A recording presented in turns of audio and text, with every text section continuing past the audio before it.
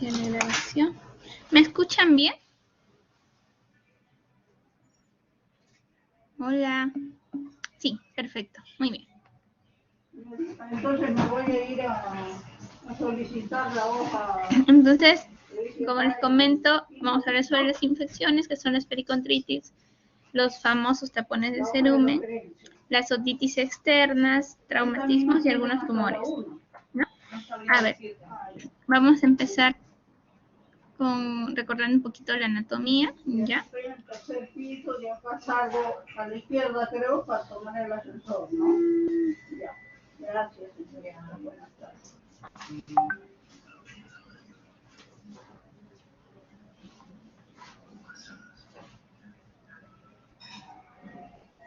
Ya me olvidé. Ahora sí. Ya. Buenas tardes a todos. A ver, ahora empezamos de nuevo. Diana, ya. Clausura. Vamos a hablar sobre un poquito la anatomía. ¿Ya? Recuerden que la parte de oído externo es tanto el pabellón como el conducto y tienen algunas particularidades que debemos recordar. Lo primero es que estas partes del oído tienen, si bien es cierto, tejido epitelial, pero este tejido epitelial tiene características muy especiales. Tanto en el pabellón como en el tercio medio e interno del conducto, la piel es súper delgada, tiene escaso tejido subcutáneo y por lo tanto tiene mayor tendencia a tener traumatismos o lesiones. Otra característica importante es que el cartílago pues tiene una característica importante. Los cartílagos no tienen nutrición propia, se nutren del pericondrio. Entonces, cuando hay, por ejemplo, lesiones u otras cosas, pues tenemos mayor posibilidad de sufrir necrosis del cartílago porque no tienen nutrición propia. Entonces, vamos a recordar algunas partes importantes. La parte del hélice, que es la parte más alta del pabellón, y otras partes importantes. El lóbulo, porque es la única parte que no tiene cartílago, de hecho de ahí pues es que los hoyitos se hacen en ese lugar. La otra parte importante es el trago, ¿ya? ¿Por qué? Porque nos sirve, por ejemplo, para identificar el signo del trago, pero también, por ejemplo, en cirugía nos sirve como una fuente donadora de cartílagos para hacer cirugía, por ejemplo, rinoplastías secundarias, etcétera. ¿Ya? La concha también es una región donde podemos sacar cartílagos para cirugías. Y lo otro importante es acá en la raíz del hélix, porque ahí se van a originar unas fístulas preauriculares, de las cuales también vamos a hablar hoy día. ¿Ya? Otra característica, hablando un poquito del conducto auditivo externo, recuerden que se divide en 3 tercios, no muy claro en esta figura, pero el tercio externo pues es la parte que más se parece a la piel, ¿no? Es un tejido más grueso, tiene un tejido subcutáneo bastante amplio y tiene también glándulas, que una de ellas, las más importantes, las glándulas ceruminosas. A diferencia del, vamos a ver, opciones de puntero. A diferencia de la piel que está en el tercio medio y en el tercio interno, que es súper delgada, no tiene tejido subdérmico y no tiene glándulas, ¿ya? Por eso es que este tejido es bien sensible. Entonces, hay muchas personas que, por ejemplo, usan el hisopo y pueden sufrir traumatismos en esta parte porque la piel es muy sensible, ¿ya? Otra característica, en los 2 tercios internos, pues está formado por el hueso timpanal y la parte externa está sostenida por tejido cartilaginoso, ¿ya? Eso es otra característica importante que también nos va a servir cuando hablemos de las malformaciones. En realidad, hablando un poquito de las funciones de localización y captación de sonidos, eso quiere decir, mediante el pabellón y el conducto auditivo, tenemos que nosotros podemos saber si un sonido, por ejemplo, viene del lado izquierdo, si un sonido viene del lado derecho, si un sonido viene de la parte posterior o anterior, y eso se da por la diferencia de cómo el sonido llega hacia ambos oídos. Ya el cerebro es capaz de discriminar esa diferencia de la velocidad de llegada y lo localiza como que de qué oído o de qué parte está viniendo el sonido. También nos ayuda obviamente a captar el sonido, pero lo otro importante es que también amplifica. Eso se da básicamente en la parte del conducto auditivo. Y obviamente transmite los sonidos. Se dice que en general la amplificación de sonidos puede variar más o menos entre 5 y 20 decibeles y va a depender mucho de las frecuencias, ¿no?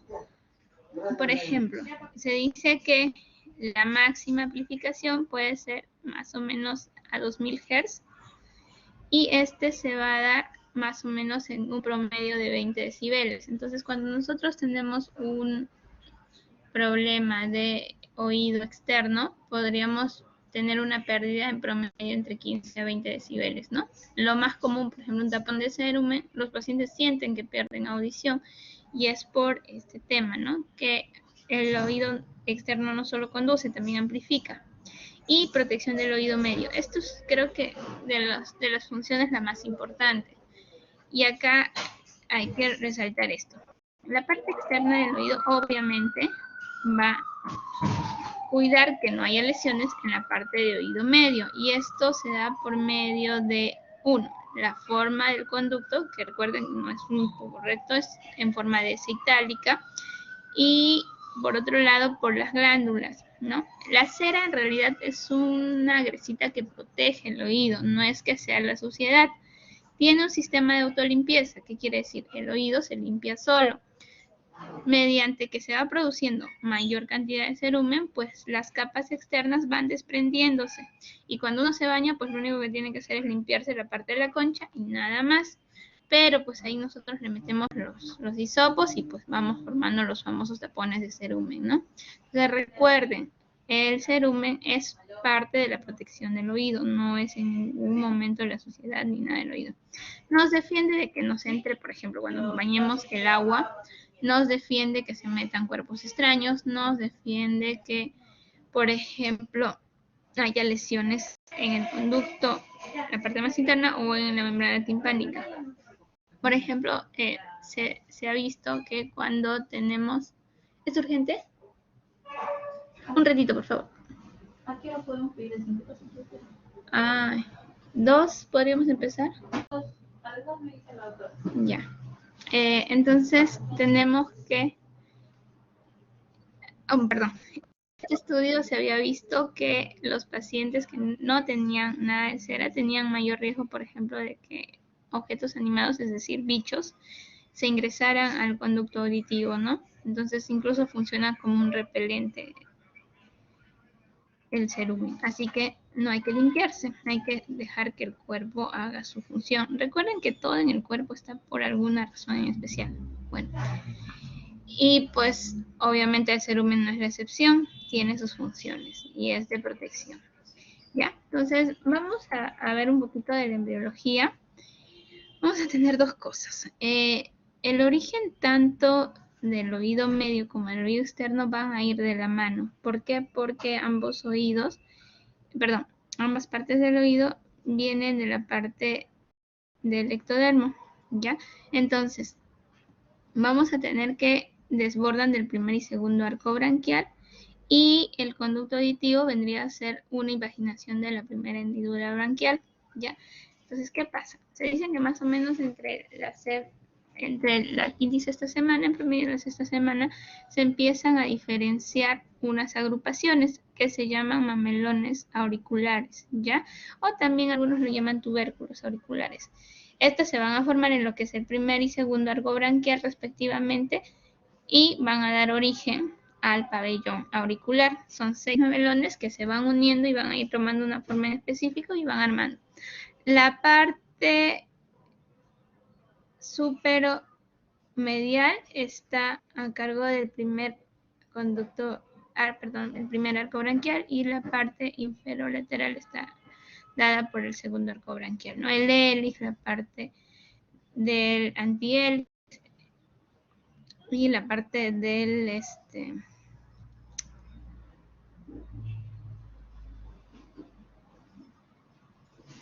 perdón, a ver, el hélix y la parte del trago van a estar formadas por el primer arco y la parte del óvulo van a estar formadas por el segundo arco branquial. Entonces, ¿qué pasa aquí?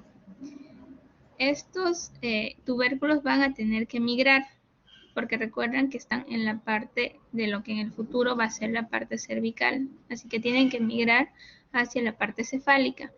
En esa migración a veces pueden quedarse algunos restos y estos dan origen a los quistes cervicales, que lo vamos a ver un poquito más adelante, que en realidad viene a ser una patología de cabeza y cuello, pero se dan en la formación de la parte del oído, ¿ya?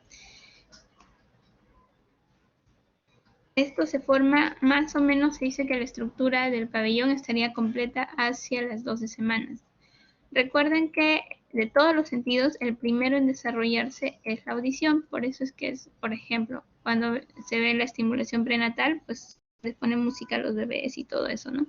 Porque es uno de los sentidos que se forman más tempranamente y de hecho es el único que está completo al nacimiento. Todos los demás sentidos el niño lo va desarrollando cuando está en crecimiento. En caso del conducto auditivo, va a ser una invaginación de la primera hendidura branquial, tejido ectodérmico que se va a invaginar sobre la parte del mesodermo. Se ha visto que esto igual inicia más o menos a partir de la 7ª-8ª semana y el conducto se va a formar más o menos hacia la semana 12. En esta semana va a empezar en esta parte es una hiperplasia de tejido ectodérmico. Se va a cerrar todo el conducto o lo que en el futuro va a ser el conducto y se forma una estructura que se llama tapón meatal. Este tapón meatal más o menos se absorbe o se reabsorbe a partir de las 28 semanas. Se dice que podría tardar hasta las 32 semanas. Entonces, en conclusión, el oído más o menos ya completo como tal, la parte del oído externo, también el oído medio hacia el tercer trimestre ya está completamente formado y como parte de lo que ya va a ser en el nacimiento. Y pues obviamente el sentido de la audición está completamente desarrollado al nacimiento. Otra particularidad, entonces, vamos a ver que hay factores de riesgo, ¿no? Uno de los más importantes es la diabetes materna, otros son medicamentos ototóxicos y otros son, por ejemplo, el síndrome fetal alcohólico, ¿no? Madres alcohólicas en caso de riesgo o factores de riesgo para malformaciones de la parte externa del oído, ¿ya? Por ejemplo, se ha visto otro medicamento que es bastante importante en estas malformaciones y que tiene bastante riesgo, es la isotretinoína, ¿no? Un medicamento muy usado para el acné. El problema es que tienes, pues, posibilidad de formar o de causar malformaciones muy alta. Entonces, los pacientes que toman estos medicamentos se les indica, sobre todo si son mujeres, se indica que deberían tener algún método anticonceptivo, ¿no? Al tomar estos medicamentos. Entonces, ¿qué podría pasar? Obviamente una falla en la diferenciación del primer y segundo arco branquial, que son el origen de estas estructuras, puede producir cualquiera de las variaciones que vamos a ver y obviamente esto va a depender del tiempo en el que se da la noxa. Si la noxa es temprana, obviamente vamos a tener mayores malformaciones y si la noxa es tardía, pues las malformaciones van a ser menores.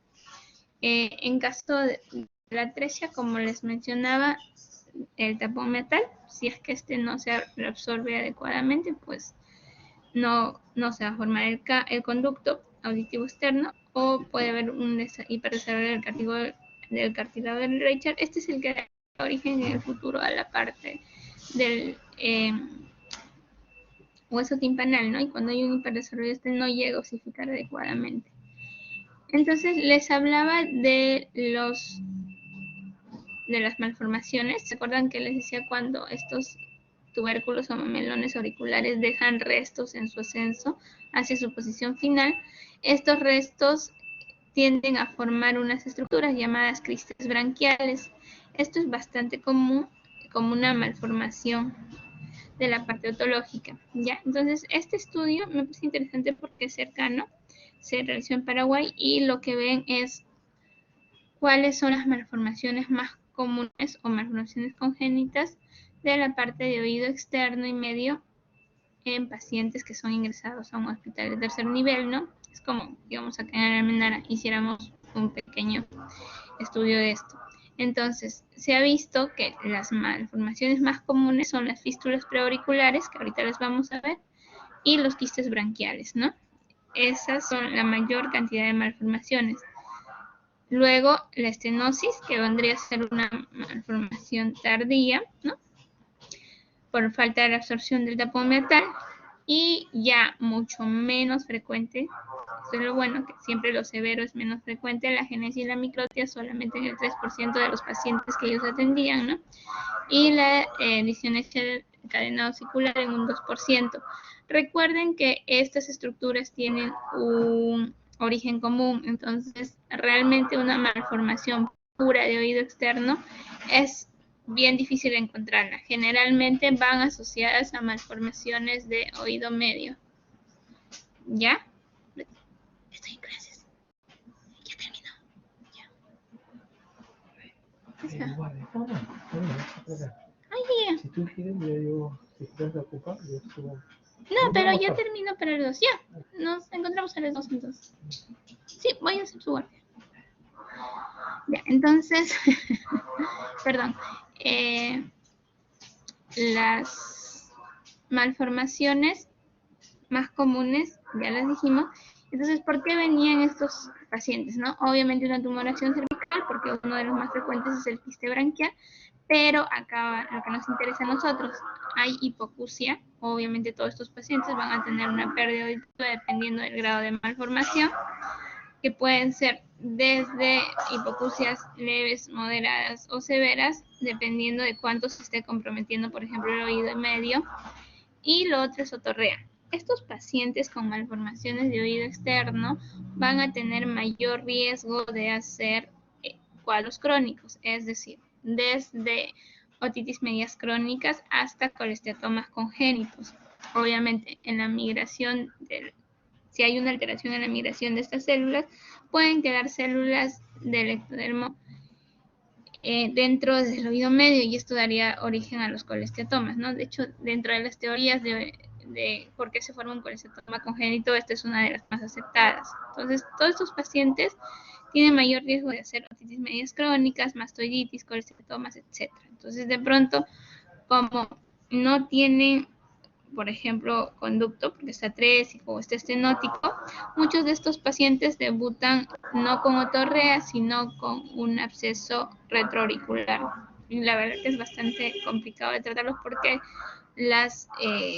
al haber malformación, pues obviamente las estructuras importantes no van a estar en el sitio esperado. Uno de ellos, el nervio facial. Cuando se operan estos pacientes, muchas veces hay riesgo de parálisis facial, ¿no?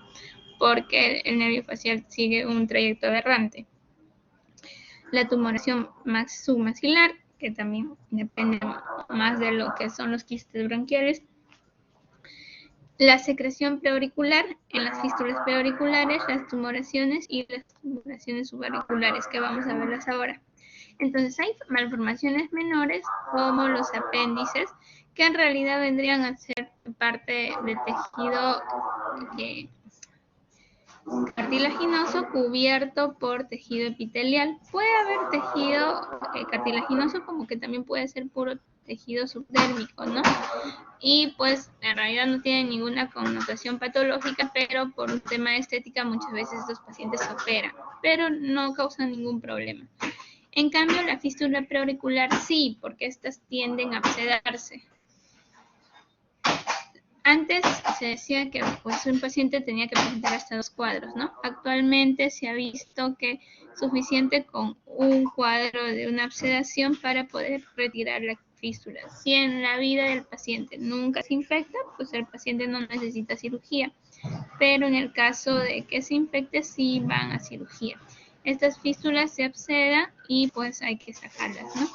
Generalmente se ven como una sola ramificación al final, pero estas tienden a ser fístulas que ingresan hasta la parte del cartílago y se ramifican como si fuera un arbolito.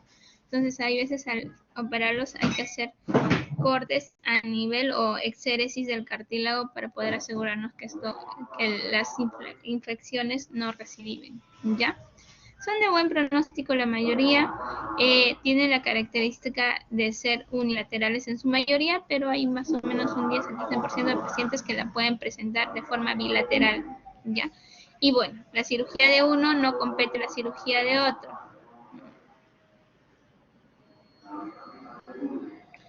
Otras malformaciones, igual apéndices, acá tenemos microtias, que lo vamos a ver mejor aquí. Entonces, vamos a clasificar las microtias en 4 grados, dependiendo de la severidad. El grado 1, si se dan cuenta, es un pabellón auricular que va a conservar las estructuras importantes como son el hélix, el antihélice, la concha, el lóbulo, etc. Pero este oídito va a ser 2 desviaciones estándar menor al promedio para la edad del niño, ¿no? O sea, la orejita va a estar pequeña. Esta es una microtia de grado 1. En la microtia de grado 2 vamos a tener que ya se van a amputar algunas partes. Por ejemplo, acá solo vemos la parte del hélix, el antihélice ya no se está formando, la concha tampoco, algo del lóbulo queda. Esto es una malformación de grado 2.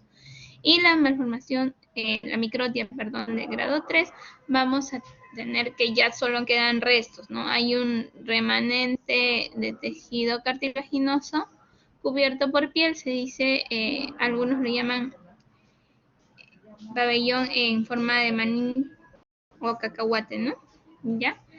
El grado 4 tenemos que ya ausencia total, que se llama anotia también, ¿no? Podría ser una microtia de grado 4 o anotia. Entonces, cuando vemos las malformaciones a nivel del conducto, como les decía, vienen asociadas a problemas de oído medio. Entonces, esta clasificación es de un médico argentino que ha trabajado bastante con malformaciones.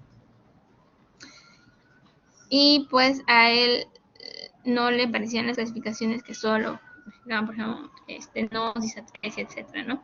Porque, como les digo, las malformaciones puras de la parte externa no existen, pues siempre va a ir de la mano con malformaciones tanto del pabellón, del conducto y del oído medio.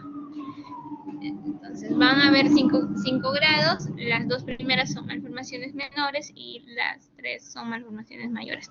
La malformación menor de grado 1 vamos a tener que no hay mayor estenosis, pero sí podría haber alguna alteración dentro de la cadena. Por ejemplo, acá vemos que está el martillo y el yunque no tiene la rama descendente que se articula con el estribo.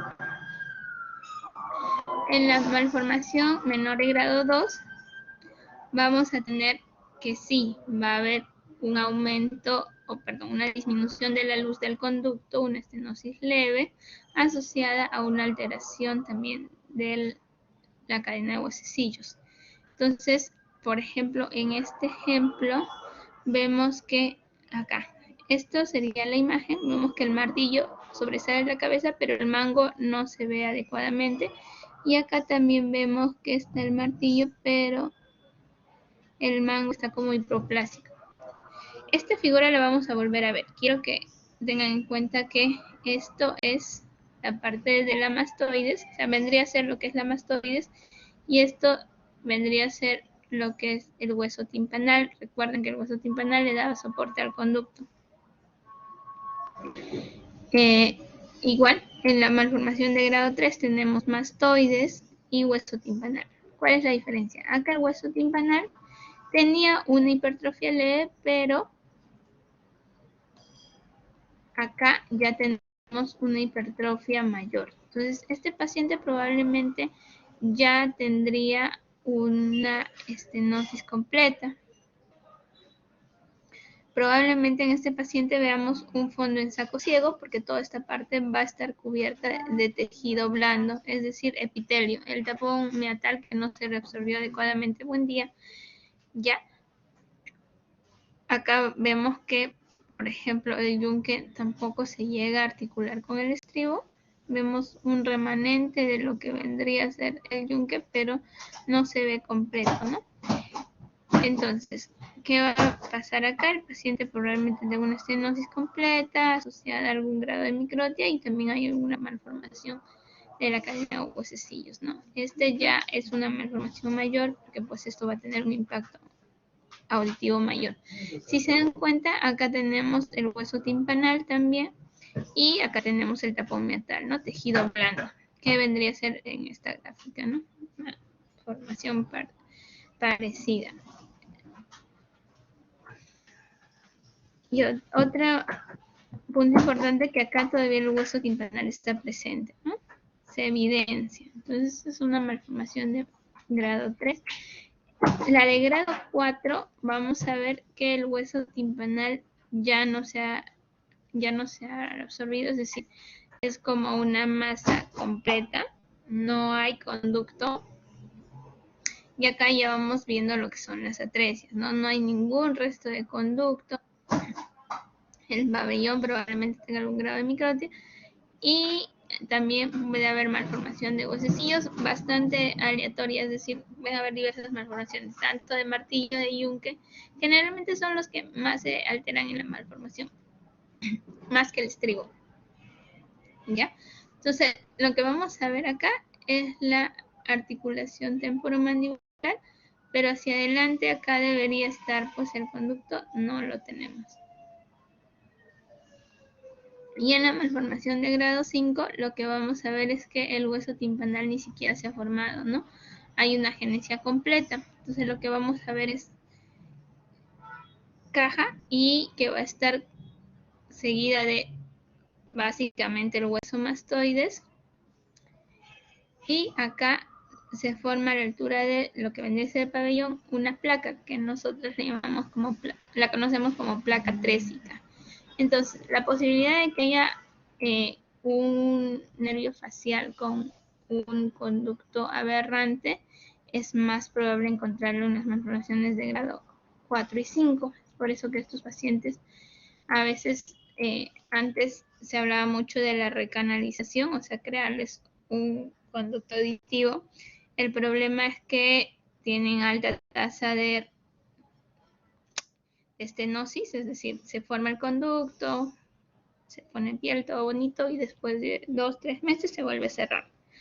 No tiene buena tasa de éxito. Y lo otro es que auditivamente no se ganaba mucho, porque recuerden que el oído externo, no solo el oído externo está mal formado, entonces la ganancia era mínima, la posibilidad de que se cierre era alta, entonces actualmente, pues, viendo un poquito del tema del manejo, tendemos a optar por los implantes de conducción ósea, ¿no? ¿Qué tenemos que hacer con estos niños? Ver si tienen una malformación aislada, es solo oído o es parte de un síndrome, por ejemplo, los Golden Hair, los pacientes con Mondini, entre otros, tienen estas malformaciones. Debemos hacer una evaluación auditiva. Recuerden que si bien estos pacientes probablemente tengan el oído interno conservado, necesitan una estimulación continua. Es decir, si el paciente va o es candidato a un implante de conducción ósea, este paciente previamente tiene que usar audífonos especiales que se llaman vinchas óseas, ¿ya? Estos los podrían usar desde edades muy tempranas, cuanto más temprano mejor. Dentro de los 6 a 8 meses podrían empezar a usar esos audífonos para evitar que tanto la parte interna del oído como el nervio se hipotrofien porque no tienen estímulo.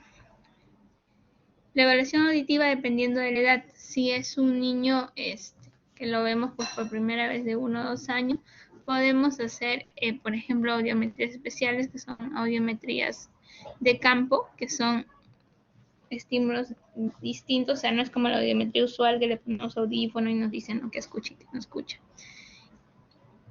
En estos casos lo ponen al paciente en un ambiente amplio y les van mandando estímulos y van viendo cuál es la respuesta, ¿no? También hay la audiometría lúdica, que se trata de hacer condicionamientos, pero esto pues se hacen en lugares especializados, ¿no? No todos tenemos, por ejemplo, que en el hospital no se hacen, ¿no? También se pueden hacer potenciales evocados, pero tienen que hacerse con estimuladores especiales para vía ósea, porque usualmente los potenciales evocados que tenemos tienen estimuladores de vía aérea, y eso es una limitante también muchas veces.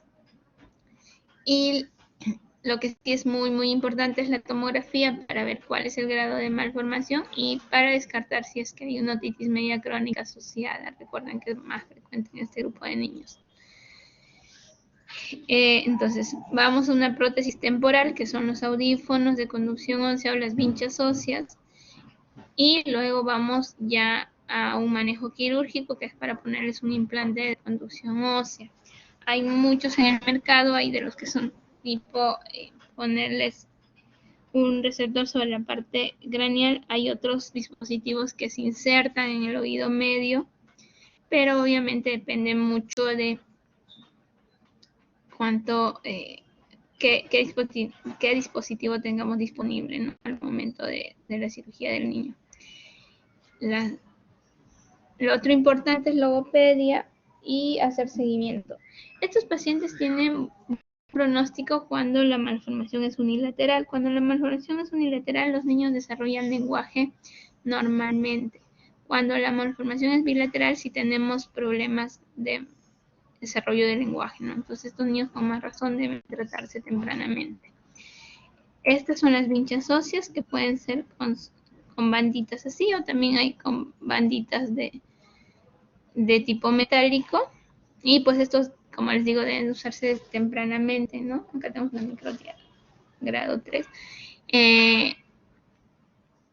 Podríamos usar desde los 6 u 8 meses ya los implantes, las vinchas óseas, y ya los implantes de conducción ósea se pueden hacer a partir de los 4 a 5 años, ¿no? De hecho, ha demostrado ser muy superior en ganancia auditiva a hacer una recanalización o una tricioplastía.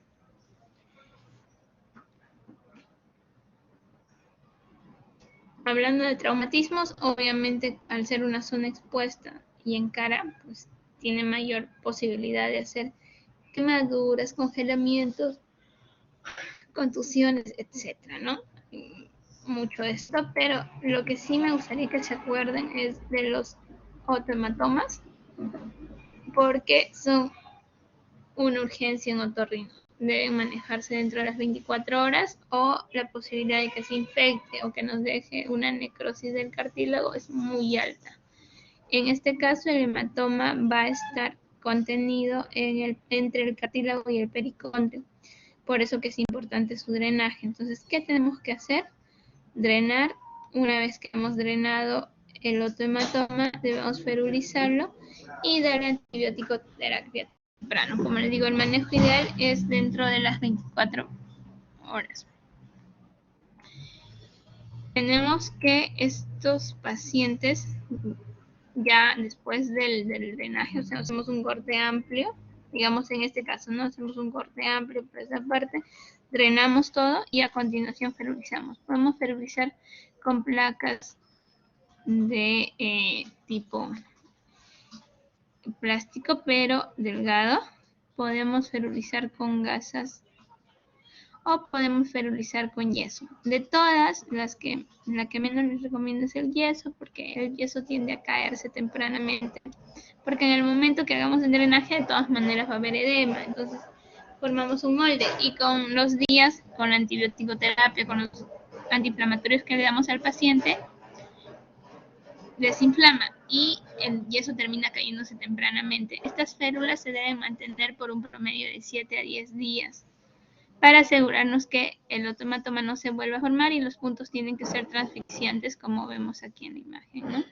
Con gases también, los puntos tienen que ser transficiantes, tienen que pasar completamente de un lado hacia otro. Y darles antibiótico temprano. Se cubre principalmente contra pseudomonas, entonces se les tiende a dar a los pacientes ciprofloxacino, y es una buena opción. En cuanto a las infecciones de pabellón auricular, vamos a tener la celulitis, la pericondritis y el herpes zóster. En caso de la pericondritis, se puede dar secundario a manipulación. En general es más frecuente, obviamente, en los extremos de la vida, los más niños y los más adultos. Uno, porque se paran tocando o han tocado algo contaminado, y en caso de los adultos mayores, muchas veces porque tienen algún grado de inmunodepresión y también pues están manipulando, ¿no? Otro caso que es común ver infecciones es, por ejemplo, cuando usan piercing y cosas extrañas en el oído. Hay más riesgo también de hacer una pericondritis. Entonces, dentro de la pericondritis va a haber un antecedente típico de manipulación, o de pronto les picó algún insecto y pues a partir de ello empezaron a rascarse y se termina infectando, ¿no? Y la clínica, el paciente viene con mucho dolor y flegosis en la zona del pabellón, ¿no? En este caso, por ejemplo, incluso vemos costras mielicéricas. Entonces, de eso va a depender.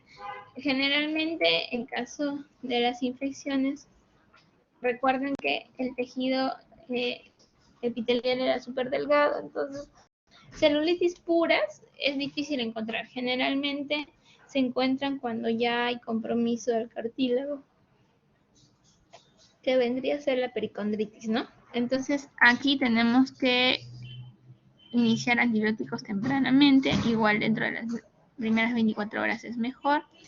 Los antibióticos que se recomiendan son antiseudomona, las quinolonas, por ejemplo, los beta-lactáminos más aminoglucósidos. Hay que tener mucho cuidado con los aminoglucósidos. En todo caso, siempre buscamos una segunda opción antes de usar tanto amicacina como gentamicina, porque su nivel de toxicidad es muy alto. También tenemos que podemos ayudarnos con curas locales de antibióticos. Y pues si tú ves que en 3-4 días el paciente no mejora con tratamiento endovenoso, pues tienen que ir a drenajes y lavados con antibióticos. Y si a pesar de eso no mejora, en 3 o 4 días se hacen limpiezas quirúrgicas, es decir, se abre todo el pabellón, se limpia toda la parte inflamatoria y se feruliza y se deja por unos días al paciente y continuar con tratamiento endovenoso, ¿no? Cuanto más tiempo demore en mejorar, o sea, en curarse la infección, más secuela va a dejar. Otro cuadro que sí me gustaría que se acuerden mucho es el síndrome de Reis-Zagham, ¿ya? Que es la infección por el virus de varicela zoster, ¿no? Que está caracterizado por el trío de parálisis facial, dolor y lesiones en la parte del conducto. Generalmente recuerden que estas lesiones siguen dermatomas, son lesiones vesiculares y en algunos casos se ha visto que podría también presentar a los pacientes sordera, acúfenos y vértigo. Aquí hay un tema muy importante. Muchas veces estos pacientes vienen con un dolor muy intenso y nosotros al examen no encontramos muchos datos, ¿no? Vemos que no hay mayor inflamación, congestión, pero el paciente se queja del dolor. Y al paciente le damos de alta, le decimos, señor, bueno, parece que no hay nada, de pronto vaya por consulta, y al día siguiente vuelve a la emergencia ya con la parálisis facial. Y pues esto es como anecdótico, no nos ha pasado casi a todos los residentes, pero siempre que haya un dolor desproporcionado y ustedes no encuentren nada, hay que estar en observación, ¿no? Entonces, ¿qué tenemos que hacer cuando hay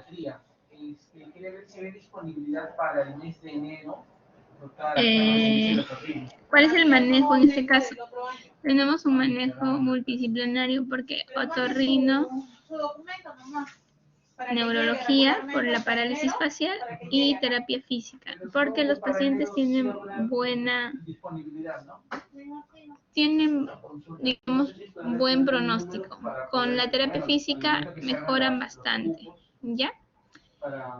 Y en caso de los otorrinos tenemos que ver que este cuadro inicial de las erupciones no se termine haciendo una pericondritis, porque muchas veces si no hay un cuidado adecuado de estas vesículas, pues el paciente se termina tocando y a veces se infecta y termina siendo una pericondritis, ¿no? Y ahí también se complica. Y obviamente si hubiera sordera, acúfenos o vértigo, también pues lo vamos a manejar los otorrinos, ¿no? El tratamiento debería incluir antivirales como aciclovir. Aciclovir no tenemos en el mercado y el valaciclovir me parece una mejor opción. Podemos darle 200 miligramos cada 12 horas al paciente, en cambio la aciclovir es 400 cada 6 horas, como son 2 pastillas cada 6 horas, bien fastidioso de tomarlas. Tenemos que asociar dosis altas de metilprednisolona o dexametasona de inicio, más o menos para la metilprednisolona puede ser 1 por kilo y la dexa podemos usar hasta 10 miligramos de inicio, más o menos mantenerlo por 5 días y luego ir bajando escalonadamente, ¿no? Hasta los 10 o 12 días dependiendo de cómo haga el descenso de los corticoides. Pero tampoco lo podemos quitar de golpe. Y las soluciones antisépticas sobre las vesículas para evitar que se sobreinfecten. Vamos a ver un poquito de la otitis externa. En caso de las otitis externas vamos a tener como una subclasificación, ¿no? Acá. Existen unas otitis externas localizadas agudas. Es lo que en otra parte del cuerpo nosotros llamaríamos forúnculo. Generalmente se dan en el tercio externo, donde tenemos glándulas y justo una glándula se tapa y se absceda y se pone rojo y al paciente le duele cada vez que se toca, bien intenso. Pero es bien circunscrito, es un dolor puntual. Sale el absceso que se forma ahí con unos 5 días de antibióticos. Generalmente usamos dicloxacilina por unos 5 días y el paciente se siente bastante bien. Esas son las localizadas. En cambio, las difusas, así como su nombre dice, toman todo el conducto auditivo y estas sí son mucho más dolorosas, mucho más fastidiosas. Incluso puede haber otorrea. Ahorita vamos a ver una foto y vamos a explicarles un poquito más. La eczematosa es aquella que se da por, en general, en pacientes adultos mayores que ya tienen disminución de producción de cera y la piel empieza a escamar mucho más rápida. Entonces, al paciente básicamente le va a molestar una sensación de picazón intensa en el oído y tú los examinas y ves, pues, ¿no?, que hay descamación activa. Entonces, esa es la otitis externa eczematosa. La micótica, cuando hay hongos, y la maligna, pues es así que nos debe preocupar, ¿no? Vamos a hablar sobre eso. Cuando hablamos de las otitis externas, es súper importante los antecedentes. Pacientes son nadadores o han ido a la piscina o se fueron a la playa el fin de semana y 1 o 2 días después empezaron con el dolor. O el paciente se estuvo hurgando el oído porque le picaba y luego le empezó a doler. O el paciente ha estado expuesto a algún contaminante, ¿no? El antecedente es súper importante, pero el más frecuente en realidad es la manipulación y el haber asistido a una playa o piscina. De hecho, es la patología del verano, ¿no? Como en invierno vemos muchos casitos con resfrío, dolor de garganta, etcétera, faringitis. En verano vemos muchas otitis externas. Entonces, ¿cuáles son los síntomas y signos que vamos a encontrar? Dolor súper intenso, otorrea, es decir, secreciones, dependiendo sea una difusa o sea una micótica, va a variar eso. La plenitud ótica, la sensación de que hay algo ahí en el oídito.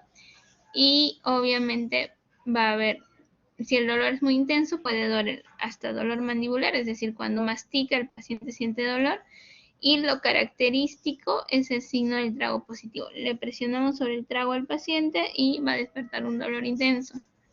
No se vayan a confundir, este signo del trago positivo es en pacientes adultos. Cuando nosotros hablamos del signo de trago positivo para otitis media, se da básicamente en lactantes, ¿no? Hasta los 2 o 6 meses de edad, dependiendo que podría el paciente responder a una otitis media. En adultos, el signo del trago positivo está asociado a las otitis externas, ¿ya? Hay algo que acá no les he puesto, pero sí, estos pacientes también aquejan hipoacusia. Recuerden que hay un aumento o una amplificación del volumen en la parte del conducto. Entonces, este paciente va a sentir una pérdida auditiva importante, que sí la va a notar, y que pues cuando vaya disminuyendo los signos de flogosis, el paciente va a sentir que vuelve a escuchar y va a estar contentísimo, ¿no? Entonces, las otitis externas difusas son de origen bacteriano. El germen más encontrado es la pseudomonas y por eso el tratamiento básicamente son quinolonas, y se va a caracterizar por un edema abundante. Miren cómo se pone edematoso el conducto, y vamos a encontrar otorrea. A veces el oído está tan edematoso que uno ni siquiera logra ver, por ejemplo, como en este caso el tímpano, ¿no? Está totalmente cerrado. Y la otorrea es escasa porque todo está contenido. Y el dolor obviamente es intenso. En este caso les dejamos sus gotitas, les damos un antiinflamatorio y con los días el edema va disminuyendo y eso nos permite hacer mejores limpiezas. En caso de la otitis externa micótica, a diferencia de la otitis externa difusa, que es un cuadro bacteriano, va a haber menos edema. Si se dan cuenta, acá la luz del conducto todavía es más amplia. Pero lo característico es que vamos a encontrar crecimientos de lesiones tipo algodonosas, ¿no? Que en realidad vienen a ser las hifas. Puede ser de Candida albicans o de Aspergillus niger cuando están así de ese color negrito. En ambos casos el tratamiento es similar. Aquí hay menos posibilidad de otorrea. Por ejemplo, hay más posibilidades de otorrea cuando estamos en una otitis externa difusa. Entonces, ¿cuál es el manejo? En ambos casos, tanto en la otitis externa micótica como en la difusa, tratamiento tópico. Recuerden que esa piel es delgada, así que su alimentación vascular es pobre. Entonces, los medicamentos que tomemos por vía oral van a tener poca penetrancia en la parte interna del conducto. Entonces, se prefiere usar gotas, siempre es el tratamiento de elección.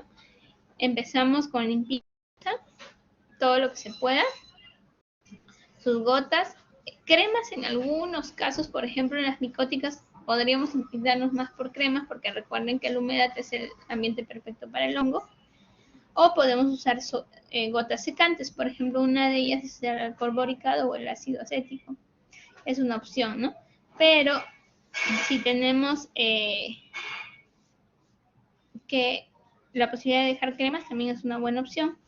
La reevaluación es súper importante aquí, porque muchas veces el paciente ya se siente mejor, el edema ha disminuido y el paciente se queda con algunos restos de honguitos y esto vuelve a crecer, sobre todo en las micóticas. Si hay un cuadro bacteriano puro, hay cierta posibilidad que se desencadene otra vez, ¿no? Ahora, recuerden que también hay cuadros que empiezan como una difusa, pero que terminan contaminándose con hongos, entonces hay que tratar las dos cosas, ¿no? En caso de la otitis externa maligna, pues acá la historia es diferente, ¿no? Esto es una infección de tipo invasivo que va a tomar la parte ósea o la parte de mastoides. Entonces, cuando hablamos del diagnóstico, existen criterios mayores y criterios menores. Si bien esta patología es típica de diabetes con edad avanzada y que no responden al tratamiento estándar, por ejemplo, si lo confundimos inicialmente con una otitis externa difusa,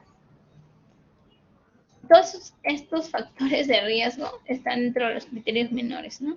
Los criterios mayores son que haya presencia de dolor intenso, otorreactiva, como vemos acá en la figura, que haya granulaciones y ulceraciones, es decir, lo característico de la otitis externa maligna es la presencia de úlceras y pues ideal sería a todos los pacientes que estamos escuchando en una otitis externa maligna que le hagan una gamografía, pero este examen muchas veces no está disponible en todos los lugares, pero es parte de los criterios mayores. Y los abscesos detectables, lo que les comentaba, tanto las ulceraciones como los abscesos, y que se haya aislado Pseudomonas aeruginosa en microbiología, ¿ya?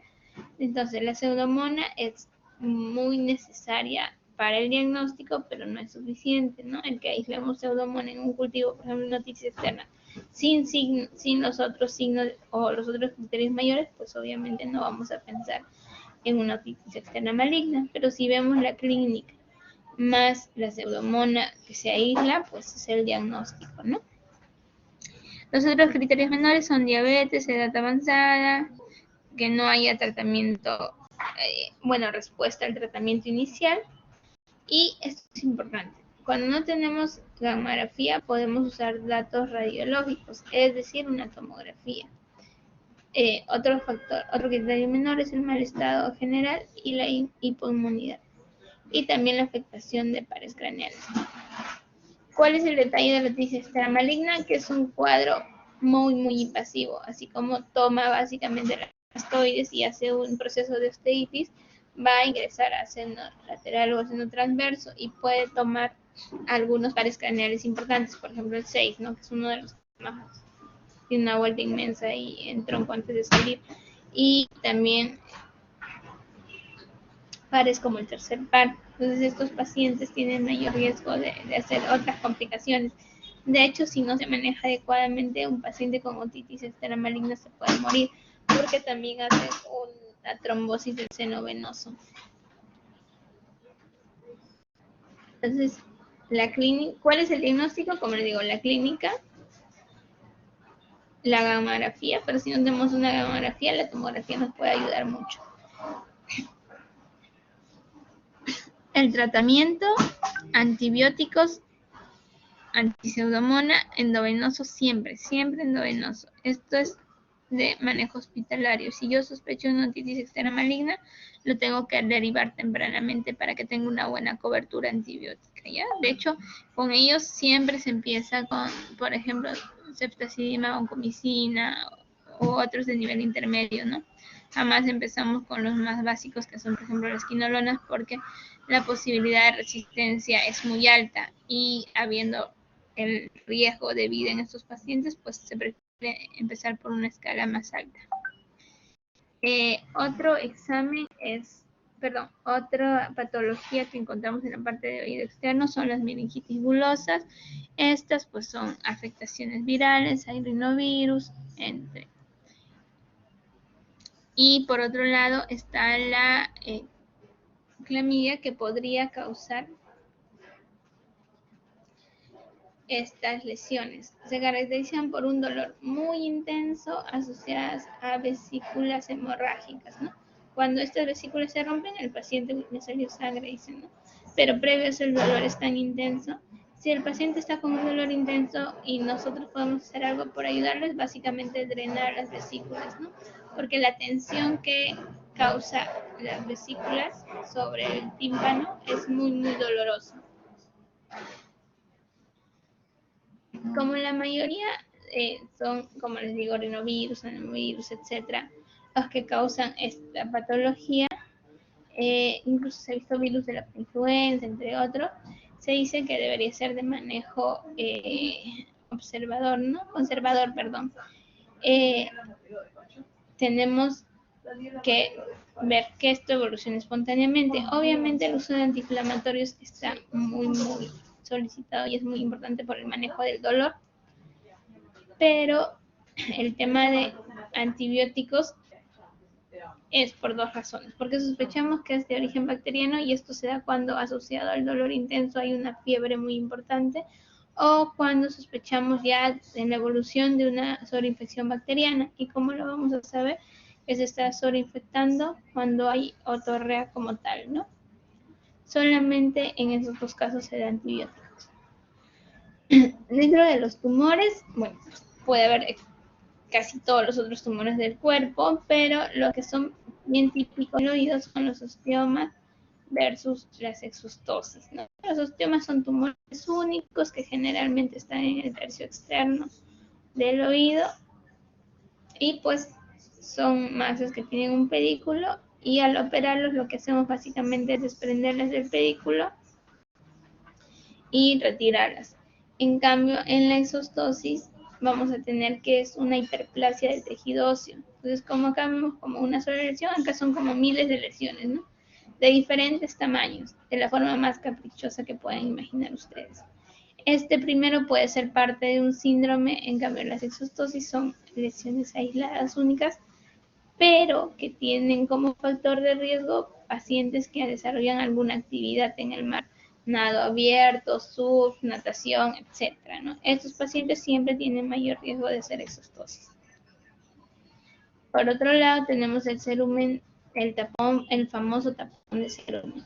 Los tapones de cerumen son, de hecho, una de las cosas que más nos da dolores de cabeza, pero también yo digo que siempre nos da de comer, porque es algo súper frecuente. Como todo el mundo tiene la moda de usar hisopo, pues se forman tapones y después vienen con mucho dolor o con sensación de oído tapado al consultorio. El cerumen puede ser de todos los colores que ustedes imaginen. Hay los típicos amarillitos bonitos, hay medios mostazos, hay medios marrones y también así como de color marrón oscuro. Y muchas veces estos se confunden con sangre, ¿no?